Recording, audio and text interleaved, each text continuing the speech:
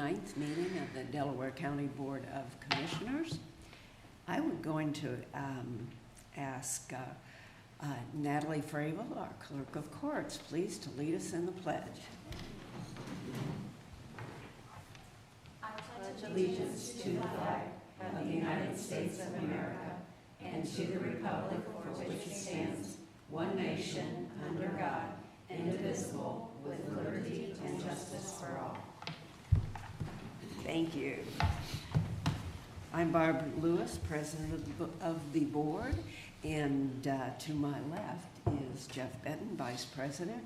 We have our Administrator, Tracy Davies, our Deputy Administrator, Dawn Houston, and our clerks, Jennifer and Brandy. We can begin. Thank you. Resolution number 25-423, in the matter of approving the electronic record of proceedings from regular meeting held June 5th, 2025. So moved. Second discussion, vote. Vote on motion 25-423. Mrs. Lewis? Aye. Mr. Benton? Aye. We do not have any public comment today. That brings us to item number 3, resolution number 25-424, in the matter of approving purchase orders and announced certificates and payments of warrants in batch number CM APR 0606. So moved. Second discussion, vote. Vote on motion 25-424. Mr. Benton? Aye. Mrs. Lewis? Aye. And Mr. Merrill is absent. Resolution number 25-425, in the matter of setting date, time, and place for the public hearing on the re-estimate of the construction costs for the Weber-Arnold number 355 Watershed Drainage Improvement Project. So moved. Second discussion, vote. Vote on motion 25-425. Mr. Benton? Aye. Mrs. Lewis? Aye. Resolution number 25-426, in the matter of setting the date, time, and place for a public hearing for consideration of a petition from the Orange Township Board of Trustees requesting vacation of a portion of Parkway Drive in Orange Township, Delaware County, Ohio, under special procedures of RC 5553.045. So moved. Second discussion, vote. Vote on motion 25-426. Mrs. Lewis? Aye. Mr. Benton? Aye. Resolution number 25-427, in the matter of approving supplemental appropriations and a transfer of funds for the Title Administration Fund and General Fund. So moved. Second discussion. Good morning. Natalie Fravel, Delaware County Clerk of Courts. I'm here today with my colleague, Judge David Hemanowski from the Probate Juvenile Court, and I'm happy to support a new driving diversion program that he is implementing for some of the young adults in our community. I'm able to fund this program by declaring an excess balance in my Title Administration Fund, and with the support of the Board of Commissioners, I'd like to financially support this project. Judge Hemanowski is here to explain a little bit more about the program. Okay, welcome, Judge. Good morning. Thank you for giving us the time this morning. For, as far as I can tell now, at least 85 years, the practice in this county, going back to Paul Barrett in the 1940s, has been when a juvenile has a moving violation, traffic citation for a red light, a stop sign violation, a minor motor vehicle crash, something of that nature, for them to come into court and for the court to, assuming that they are found to have committed the offense, issue a license suspension to that juvenile and restrict their driving for some period of time. The theory behind that, of course, is that practice is going to convince the juvenile to drive more safely in the future, and that's going to have an impact not only on them but also on their friends and other students who are going to hear about that license suspension. In fact, in 22 years of presiding over the traffic court, I've probably issued close to 20,000 license suspensions on juveniles. When I started as an assistant prosecutor in the county in the late 1990s, in fact, Judge Loudon printed the list of the names of all of the juveniles whose licenses had been suspended every Friday in the Delaware Gazette. And I think Judge Spicer may have stopped that practice, but it was a different era. Two things lead me to be here today. One is that the landscape around those license suspensions has changed. In 1999, when I started as an assistant prosecutor, that was a fairly standard practice among juvenile courts in the state. We are probably one of only a half dozen or so that continue to do that. Part of that reason is that the insurance companies have significantly changed the way that they handle those circumstances. And the state has changed the law as to how those license suspensions get reported. As a result, all of those suspensions must now be reported to the BMV. They then come to the insurance companies become aware of them as a result of that reporting. And several times a year, probably once a month or so, we get a call from a parent telling us that their child's insurance coverage has been canceled by their insurance carrier because the driver had a 5-mile-an-hour fender bender, or made the mistake of pulling out from a stop sign when they didn't see that another car was coming. That's certainly not the consequence that is intended or that necessarily is proportionate to what occurs there. And it is mandated under state law that the court report the end result of every traffic ticket to the Bureau of Motor Vehicles. Secondly, and much more importantly, I have come to the conclusion after 22 years of presiding over traffic court that the driver education that we give kids before they get a little piece of plastic to put in their wallet does not do a sufficient job of preparing those 16 and 17-year-olds to be on the road and to handle circumstances that face them when they are on the road. The fact that you've spent X number of hours in a motor vehicle with a parent, or that you spent 10 hours with an instructor in a car, does not prepare you for that moment when you hit a patch of ice or wet pavement, since it's raining outside today, and the car begins to lose control and spin. Unless you practice that, you don't have the muscle memory to know how to react to that appropriately and prevent that situation from becoming a very, very, very bad one. Unless you have been in a motor vehicle in a circumstance in which you have to take evasive action to miss a child in the roadway or a car that's come across into your lane or something of that nature. You don't have the skill set to know how to do that in the moment. We all learned that because we've been in those emergency circumstances, and sometimes not to a great result. Most of us in the room as adults have probably had a fender bender or two in years and years and years of driving, whether it was our fault or someone else's. And as a result, the thing that causes us to lose 16 and 17-year-olds in this county is motor vehicle crashes. In this state is motor vehicle crashes. Across the country, the thing that kills 16 and 17 and 18-year-olds more than anything else is motor vehicle crashes.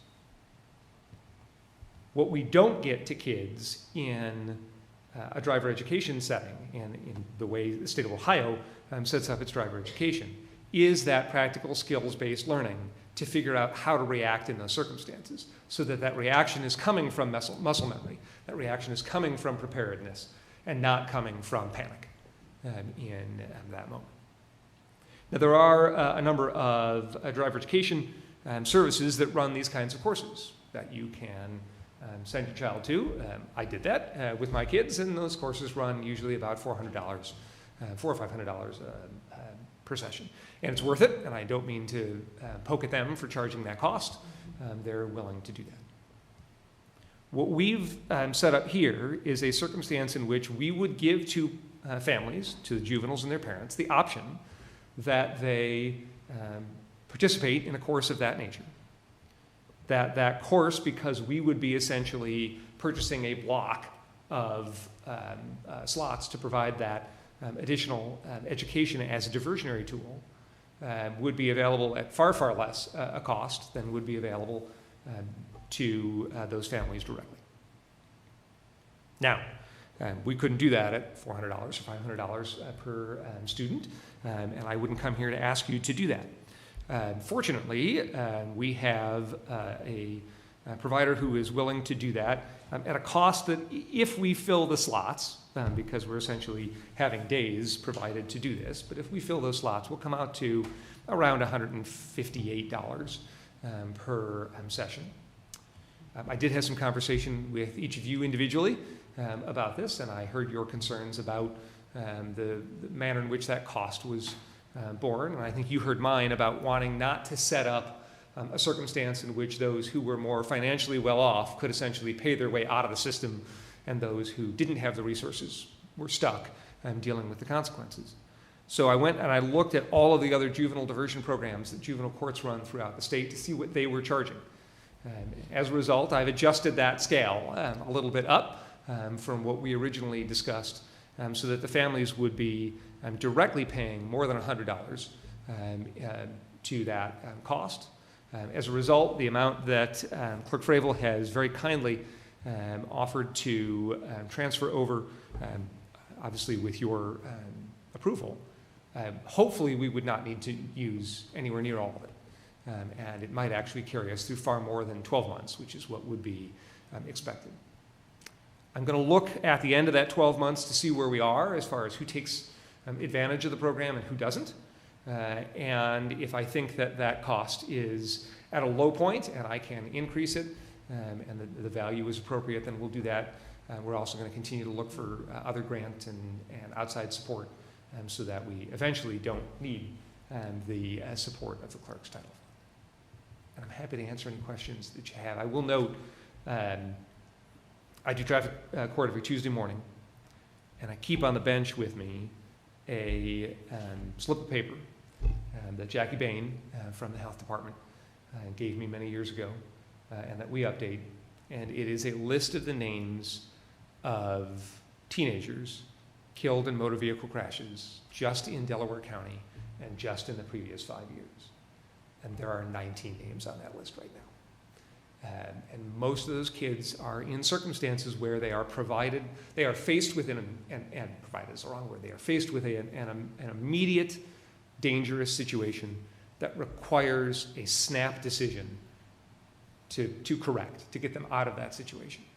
And because they have only this breadth of experience in driving, not what we have, this breadth of experience, they're unable to make that snap decision on the spot. And there is no reason that they should have been expected to be able to do that. This aims to put kids back on the road in a circumstance that is significantly safer, not only for them, but for all of the other drivers who are on the roadway as well. Judge, could you tell us a little bit about the program? Yeah. So this is a program that was, I think, originally actually formatted by the Mid-Ohio Driving School up in the Mansfield area. Ultimately came to Columbus through another driving school that is operated as a nonprofit. That's the Better Ohio Teen Drivers Program. We became aware of them when the state put in place a second and third offense driver program, and that was the only school in Columbus that was certified through the Department of Public Safety to provide that program.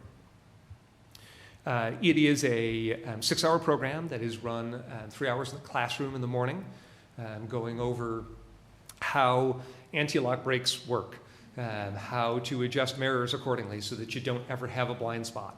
In fact, Mark Bloom, who runs that program, often says to me, I'll say, well, yeah, they were in my blind spot. And Mark will say, there is no blind spot. You shouldn't have a blind spot. He's very enthusiastic about that point. If your mirrors are adjusted correctly, you don't have a blind spot. And then they go into the driver portion of the program, and that's the afternoon portion of the program. It's another 3 hours. And they run them through a series of driving drills. In fact, this is what's held up getting the program in place is our finding, I think Mark says they need almost 4 acres of uninterrupted blacktop to do this. And it's been very difficult to find a close enough location to be able to do it. We looked, the Olentangy School District was wonderfully cooperative. We looked at all of their school buildings to see if we could do it there. I think Liberty's parking lot was appropriate, but we would need the parking lot 2 Saturdays every month. And there are athletic activities going on. You can't lock it up like that. So we're in place now through the Opata Academy out in London. We did look at the folks at Tri-Rivers up in Marion were very cooperative as well. But the parking lot they have is also in use on the weekends, and so that ultimately didn't work out. As we're building new facilities, if you want to pave a giant parking lot with no light poles in the middle of it, we would be happy to have a location in Delaware County to do this. And they run through a series of drills with the juvenile in the car that they are going to be driving. Mm.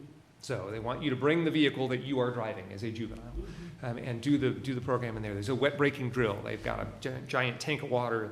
They're spraying the road down. You've got to come in under a series of cones and try and both stop the car on wet pavement and turn make a turn on wet pavement that would simulate avoiding a collision. There is a skid avoidance vehicle. It's a car that's lifted up on a metal frame so that only the center portions of the tires touch the roadway, that simulates driving in icy conditions.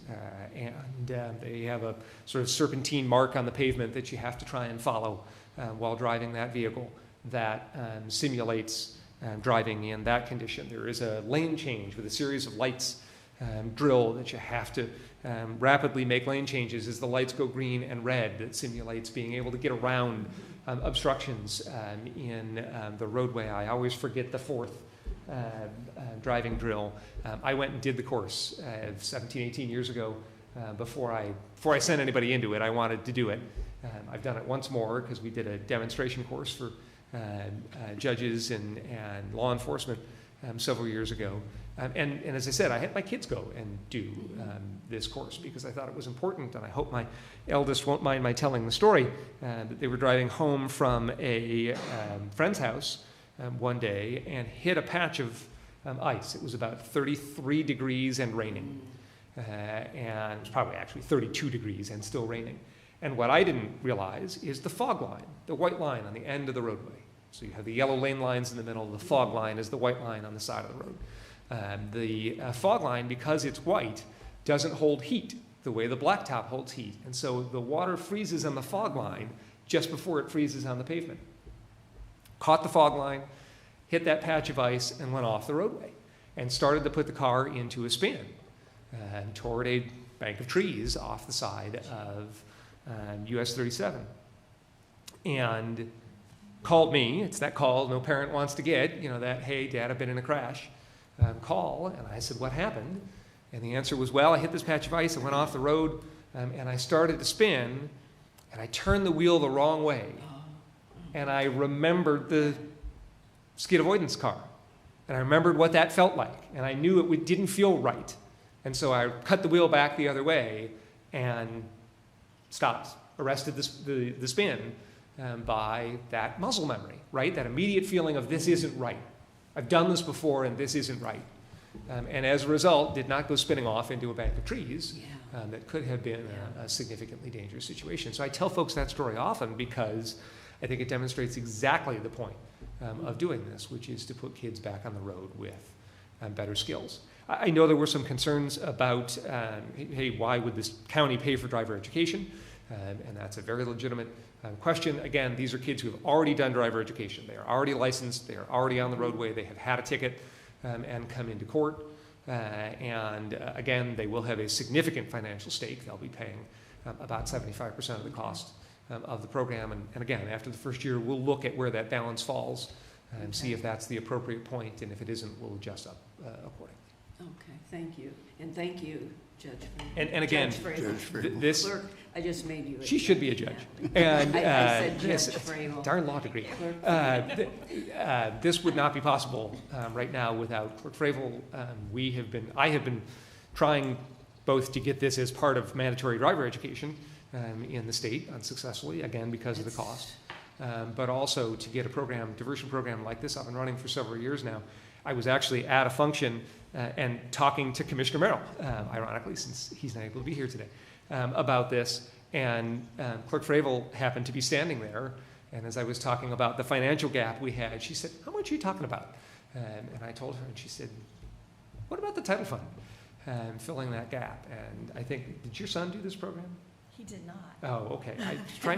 Somebody was telling me in a conversation, was that the program my son did?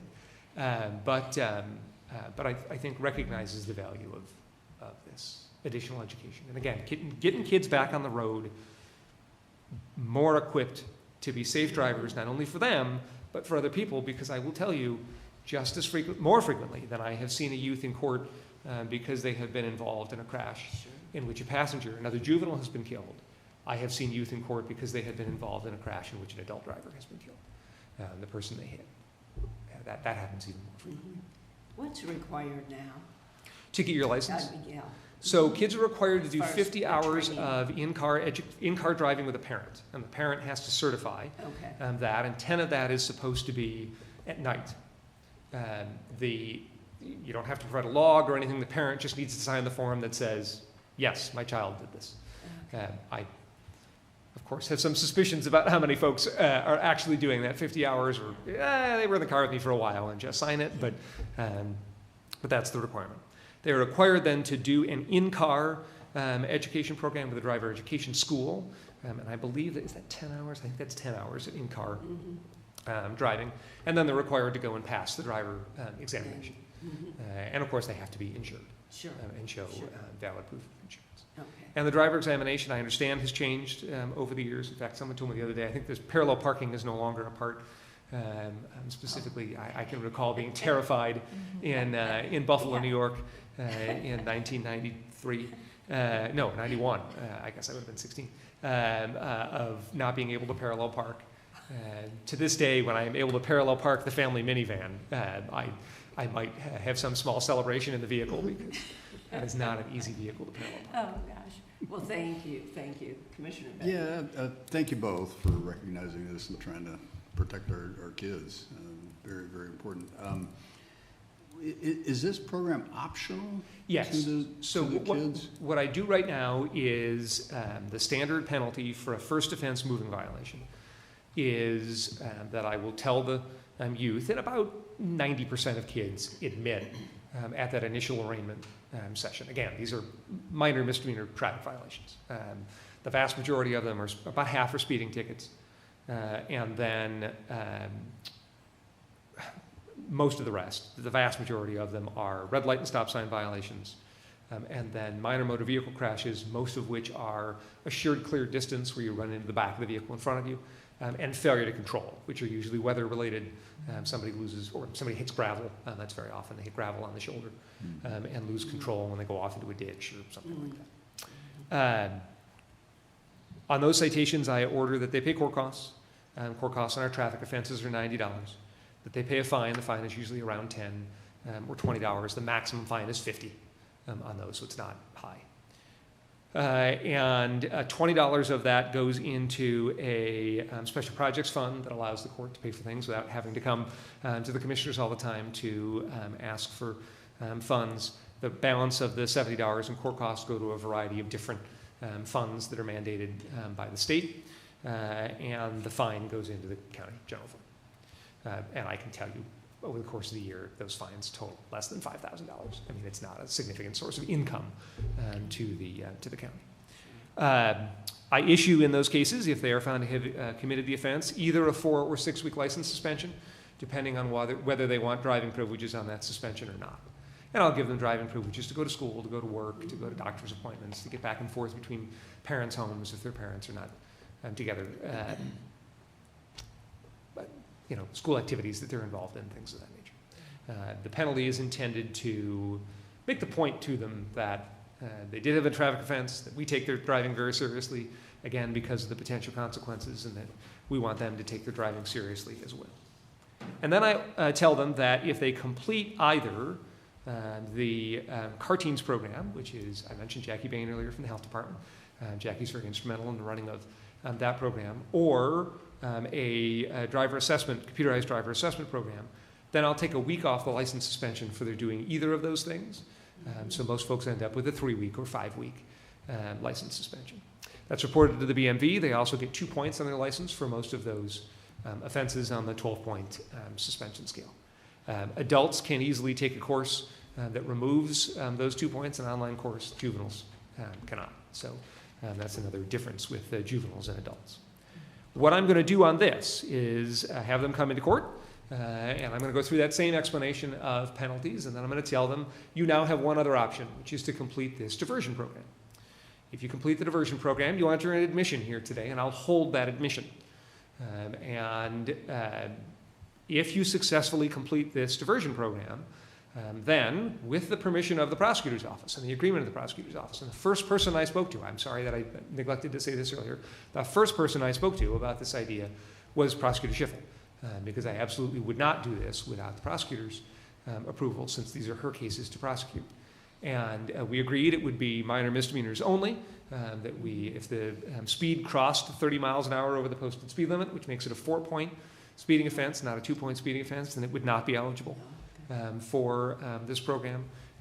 Anything more serious than a minor misdemeanor, leaving the scene of a crash, fleeing from a law enforcement officer, driving while under the influence, driving under suspension, any of the more serious offenses, not eligible. Second and third offenses, not eligible. So first offense, minor offenses only.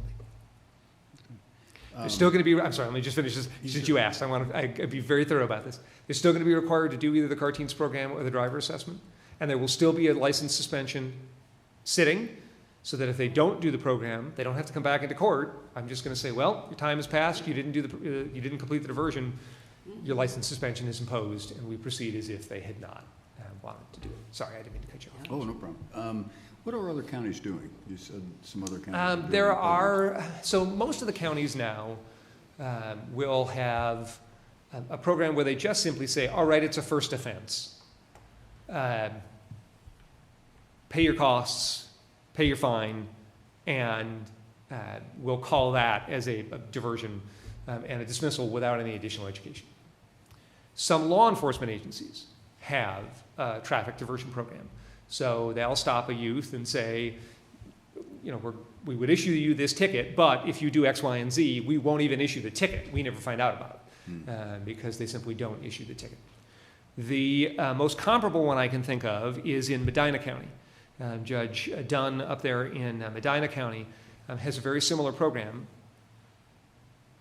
Two differences in Medina. One is that law enforcement actually runs the educational portion of the program up there.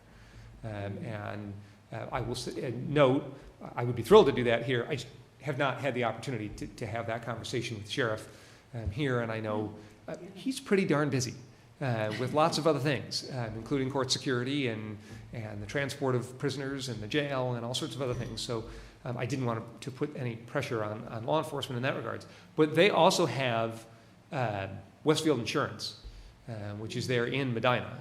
And Westfield Insurance sponsors that program. So Westfield's name is all over it, and it's a good advertising for them, but they also pay the costs, or pay the balance of the costs of the program up there, and we just don't have that factor down here. On the financial side, appreciate clerk's willingness to help fund this, but what exposure liability is there to the county? Sure. Obviously, we're not doing the lessons, we're not doing the cars and so on, but Sure. There is a connection. Absolutely. So the potential risk would come from, juvenile is doing that wet braking drill or something, or doing the lane change drill and loses control of the car and, goes off and hits a, parked car on the other side of the parking lot or whatever it may be. Before we came anywhere near coming to you to ask for approval for the additional funds to sort of close the remaining gap here, and before we agreed in any way, shape, or form with the driving school, we ran everything through the prosecutor's office's civil division. Chris Betts has done a substantial amount of work on this, not only in preparing the memorandum of understanding with the driver education program, but also in preparing an entirely new waiver, liability waiver. Both the proof of insurance, the liability waiver, and the agreement to participate in the program are going to be signed and held by the court, so that we have those on file, and so that we understand that the parents know what they're doing and what the waiver of liability is before getting into the program. We have the prosecutor's civil division sign off that those are sufficient to protect the county in that way. Okay, good. Yeah, again, No, the litigation world is absolutely crazy Absolutely. Sometimes, and so I just want to protect the taxpayers. No, excellent question. So that's all I got. That's Commissioner all, Lewis? that's all I have. I could just think of some adults who could use this. That may We be all true as could. well, but We all could. Vote, please. Vote on motion 25-427. Mr. Benton? Aye. Mrs. Lewis? Aye. thank you both. Thank Okay, you. thank you. Thanks so much for the coming in and the explanations. Item number 7, resolution number 25-428, in the matter of approving the request for proposal documents and setting the date and time to receive proposals from qualified persons or forums for the review and remediation of the Delaware County, Ohio website to ensure compliance with the Americans with Disabilities Act requirements for web accessibility. So moved. Second discussion.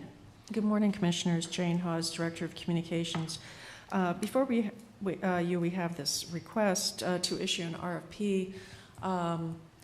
Basically, we're up against a deadline of April 24th of next year to make sure that the website is fully compliant with the ADA Act. And we've determined that the scope of the work is beyond what our IT department alone can manage. We have to basically go through the entire website. There are a number of changes that are going to be needed in order to meet the requirements. So we decided that it was best to put out for some help to do this. So welcome to ask any questions. What does it focus on? I'm sorry? What does the ADA focus on A website? lot of it has to do with people who are visually impaired. Okay. And a lot of them will use what they call screen readers to read something that's on a screen, a digital screen.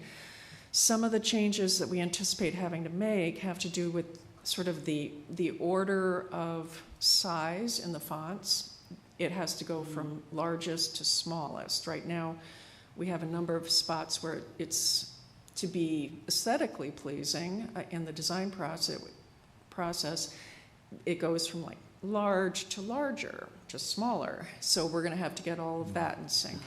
Probably the biggest, though, is going to be the introduction of using what they call alt text, which means alternative text, which is sort of metadata that's attached to any image, a photo, for example, that describes what the image shows. And this has become, I think, a lot more people are familiar with it because you do have the option to do it in social media images. And it's simply the addition of basically a sentence that just says, this image shows two people talking in front of a structure, a building. So we have to decide how to handle that with us. I know one of the topics that have come up is the engineer's office actually has a huge archive of images from their construction projects, and we need the input from an outside expert to determine, do we need to label add the alt text to every single one of those images? Now, fortunately, I think artificial intelligence, AI, should be of help in order to add that to all of the images, but again, we're going to have to go through this and make those determinations. Yeah. So you expect to get multiple bidders on this? I hope so. Yeah. It seems like a new I mean, I think industry. there is a bit of a cottage industry that's emerged out there with vendors. You know, the question is going to be finding one that's good, has a solid reputation and record of work. So we're hopeful. Okay. So it's an alt text Alt and not text. verbal, like alt. Well, meaning- the screen reader would convert it to something verbal that a Oh, person who's okay. visually impaired Okay, can okay. hear and process. We already do it with all of our press releases. I don't know if you've okay. ever gone into our news archive, but we actually have in the archive, it has a PDF of the press release. I just put one up there this morning. And then it has a link that you can click on that says screen reader accessible Word document. You click on that, and it's presented in such a way that somebody with one of these screen reader devices can then have it read to them. Oh, I see. So, and Okay. you remove a lot of what we call control characters, bolding, italics, things like that. Mhm. So it makes it possible for them to have it read to them. Okay. Yeah. Boy, thank you. Yeah. Wow. Yeah. Do you think we need help on this? Yes. Vote, please. Vote on motion 25-428. Mr. Benton? Aye. Mrs. Lewis? Aye. Thank you. Thank you, June. Resolution number 25-429, in the matter of approving the sanitary sewer subdividers agreement for courtyards on Concord Phase 1. So moved. Second discussion. Morning, Commissioners. Eric McPeak, Deputy Director of Operations for the Regional Sewer District. This is a non-standard agreement in Turnfield Service Area for an EPCON development. And the reason we're bringing this to session is there is capacity for the first phase in the downstream pump station, but there may be improvements required to move forward with phase 2 of this development. So EPCON's engineer is performing a pump station evaluation before they can proceed with phase 2. And once we determine if there's any improvements needed, we can issue TAP credits for oversizing. Okay, questions? Vote, please. Vote on motion 25-429. Mrs. Lewis? Aye. Mr. Benton? Aye. Resolution number 25-430, in the matter of approving modification number 2 to the professional services agreement with Johnson, Meerman, and Thompson for general engineering. So moved. Second discussion. Good morning. Excuse me. Good morning, Commissioners. Lee Bodnar with the Engineers Office. This agreement modification is to provide the final design and right-of-way plans for the North Road Extension Phase 2 project, which will take North Road north to Shanahan to complete the connection to Shanahan, or to Peach Blow Road. We are working with the developer, which is Evans Farm, on a developer's agreement to pay their fair portion of this project. But this will complete the north-south connection of North Road to Peach Blow all the way where it begins. Oh, that, And we would Yeah. recommend your approval. yeah, we've been waiting on this one for a long time. That'll, again, a lot of pluses. It'll open up that area for Evans Farm to develop, but also improve traffic flow, take a little bit of activity off 23. Right. What's the intersection of North Road and Shanahan gonna look like? Is that a roundabout? or a It stop? is. It'll be a roundabout? Yes. Okay. What, you know what I'm gonna ask next? The timeframe, well, it's really dependent upon the agreement with the developer, but it could happen as soon as the beginning of next year. Okay. But I hesitate at saying that because I don't know that Sure, that will you need happen. to, finalize all the agreements. Okay, well, good to know. That's good progress. Vote, please. Vote on motion 25-430. Mr. Benton? Aye. Mrs. Lewis? Aye. Resolution number 25-431, in the matter of declaring county personal property obsolete, unfit, or not needed for public use. So moved. Second discussion. Yes, Commissioners, for your consideration, these items have all outlived their useful life and will be available for purchase on GovDeals, and we recommend your approval. All right. Vote, please. Vote on motion 25-431. Mr. Benton? Aye. Mrs. Lewis? Aye. Resolution number 25-432, in the matter of approving right-of-way work permit summary sheet. So moved. Second discussion. Yes, Commissioners, only 4 standard utility right-of-way permits for your consideration, and we recommend approval. Okay. Vote, please. Vote on motion 25-432. Mrs. Lewis? Aye. Mr. Benton? Aye. Thank you, Commissioners. Thank you. Thanks, Lee. That brings us to administrative reports. Good morning, Commissioners. Tracy Davies, Administrator. DCFA meets on Wednesday night this week, 5 o'clock at the Bixby Building. And then also, I participated, as well as some others in the county, with a CCAO call this morning regarding House Bill 335, which is the elimination of property tax all inside millage. This would include schools and municipalities, as well as others. It would specifically exclude townships. There's a concern that this will get added to the budget bill, which is concerning. A lot of information to come. Justin Navi has been working with the auditor's office to get the details, specifically how it would affect Delaware County and the entities involved with inside millage. So we'll have that information for you, hopefully maybe yet today. But we will be working closely with CCAO as well as our lobbyists to make sure that this does not happen. It could have some pretty devastating effects. Yeah, that was the main topic of discussion at our CCAO Taxation and Finance Committee call on Thursday, and then the main topic of the CCAO regional meeting on Friday morning. You know, huge issue. As we researched it, all levy recipients are impacted except libraries. Correct. All of them have some level of inside millage, but again, huge topic, and a lot of passion involved in challenging this bill. And right now, it's a standalone bill, but they are expecting it to be, you know, put into the budget at the end of the budget cycle, which is June 30th. So we'll see how it goes forward, but huge impact. I think that potentially. everybody agrees that some form of property Yeah. tax reform has to happen, but this is probably not the mechanism to do it in such a short time period Right. without making the entities whole, putting the backs on those entities to figure out how to make themselves whole. Yeah, another part of that is that the proposal is to let counties or schools, et cetera, impose a sales tax to the extent they can, up to 1%. You know, but that's got to be voted, which means it's going to take months longer than the January 26th implementation of this elimination of the inside millage.